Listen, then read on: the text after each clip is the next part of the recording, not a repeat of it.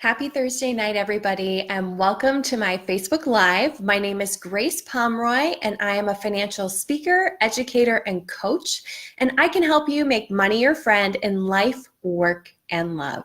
I'm so grateful that you took the time to join me tonight, and I'm here to talk about how do you know how much you're worth?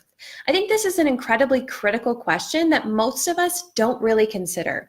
We just assume that our employer is doing the research and offering us something that's equitable. And let's be honest, that isn't always the case. So here are 5 tips that you can use right away to figure out how much you should be paid and make sure that you're compensated according to that worth. The first and easiest thing that you can do is actually ask your employer. Now, I've never worked for an employer that posted what salaries were, but there are still some employers out there that do that. My husband's employer is one of those. In his position, he can actually see the range of salaries that he could be paid just for that same position. So people that he works with on his team, some may be paid more than him or less than him, depending on where they fall into that range. This can give you a really good sense of what your employer can give in terms of asking for that raise later on. Number 2, do your research online. How much should you be paid?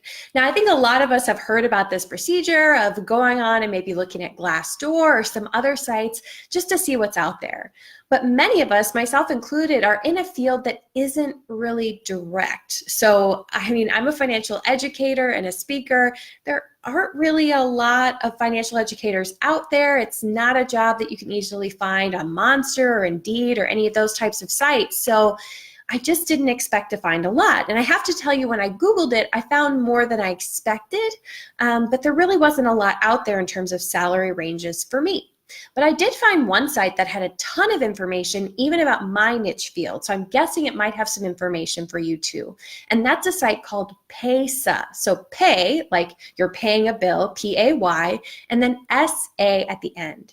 It's an awesome site. And when I looked up financial educator, they had tons of different positions that they were drawing from, a wide range of pay, as well as a bunch of information that I could draw upon if I wanted to have a conversation with my employer. I thoroughly encourage you to use that site, and I'm in no way sponsored by them. So you know this is just something I enjoy using myself.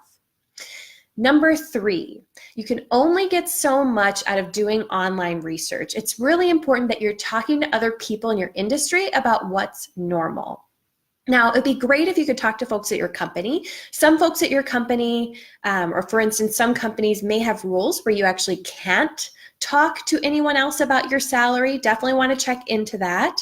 But if you can talk to others in your company and get a sense of how much they're being paid, that's a really great way to get a sense of how your employer is compensating other people. Now, again, this isn't always possible. And even if you can talk to one of your coworkers, are you going to be willing to really bring up that question? So one thing you can do is talk to others in your industry. For instance, at networking events or other folks you know who are in similar industries, ask them a question. How much are you being compensated? If you feel comfortable, start asking and see what responses you get. The worst people can say is, no, I'm not really willing to share that. Another thing to take a look at is certification organizations. For instance, I'm a financial educator and I am a certified financial education instructor. So I can look at the Financial Educators National website and take a look at some information they might have in terms of compensation. Some other fields have this as well. So actuaries might have their own society, for instance. Financial planners have that. Any organization that groups together people in your field might have some information about compensation that you could be checking into. Another great way to figure this out is actually by chatting with people who just got out of your industry, because what do they have to lose by telling you how they were compensated before? Have a conversation with them, and better yet, form a mentoring relationship if you can. That way you're not just talking about the compensation, but you can actually consider your whole picture in terms of your skills and your experience and all the things that you bring to the table. And if you have that stronger mentoring relationship now, this person may even be able to help you out with role playing later on when you're trying to consider a new role or ask for a raise in your current role. Number 4, don't just look at the amount that you are being paid. Take a hard look at benefits too. Those of you who have been reading my blog for a while or know me personally know that I'm a big benefits fanatic. For me, they're really important because time is actually most important to me. That if I were going to choose between being paid more or being given more time off, I would choose time off every time. I love having that time at home and that time to go on adventures with my husband and my family.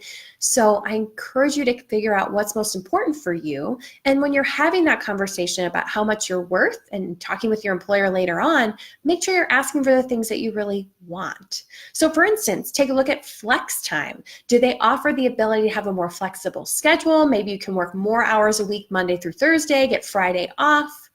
Do they maybe allow you to work from home and give you a laptop? Is that a perk? How do they support your health, retirement, life, and disability benefits? There's a variety of different things. For instance, even student loan benefits. Some employers are willing to pay for your student loans. I know it sounds crazy, but I'm incredibly excited about that benefit.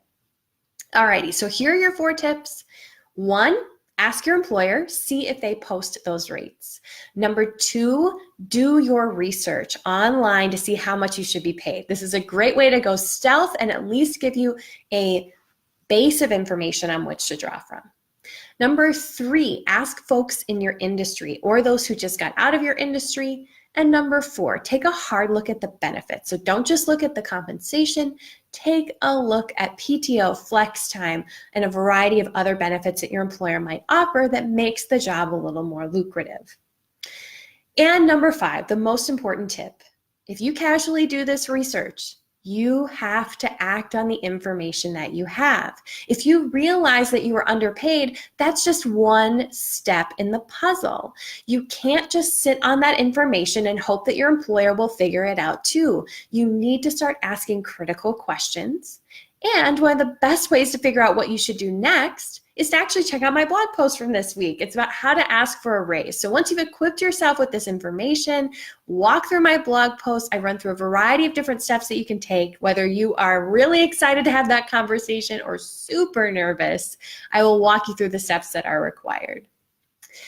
Alrighty, those are the steps for today to know how much you are worth. If you have questions as you're watching this Facebook Live, I'd absolutely love to answer them. Feel free to submit them in the comment box, and I will come back and respond later. I want to end with just 2 quick reminders.